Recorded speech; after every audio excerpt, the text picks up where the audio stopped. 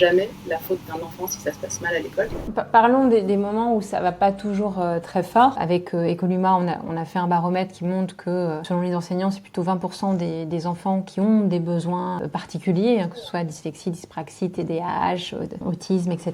Et récemment, tu avais lancé un hashtag alerte inclusion. Tu exprimais la difficulté en fait d'inclure, même si tu as la volonté d'inclure tous les enfants. Est-ce que tu peux nous raconter un petit peu ce que tu as voulu exprimer, quelles ont été les réactions, comment on peut travailler cette inclusion en milieu scolaire aujourd'hui avec les moyens d'une école qui sont un peu limités sur ce sujet? Alors, j'ai pas du tout la réponse à ça. En revanche, je veux bien commencer par m'excuser auprès des personnes qui ont été choquées par le terme alerte inclusion. Sur le moment, il m'avait paru être un bon jeu de mots et qui a heurté des parents d'enfants porteurs de handicap et en particulièrement d'enfants autistes. Et je tiens à rappeler que ce n'est jamais la faute d'un enfant si ça se passe mal à l'école et qu'en aucun cas je cherchais à stigmatiser qui que ce soit. J'ai eu le long de ma carrière des dizaines d'enfants porteurs de handicap, dont certains chéris dans mon cœur et qui ont apporté à la classe. Enfin, jamais une seule seconde j'ai pensé que ce message pouvait blesser qui que ce soit, parce que je trouve que tous riches de ce qu'on est et que l'inclusion, évidemment, je suis pour à 100% et que c'est une richesse pour tous.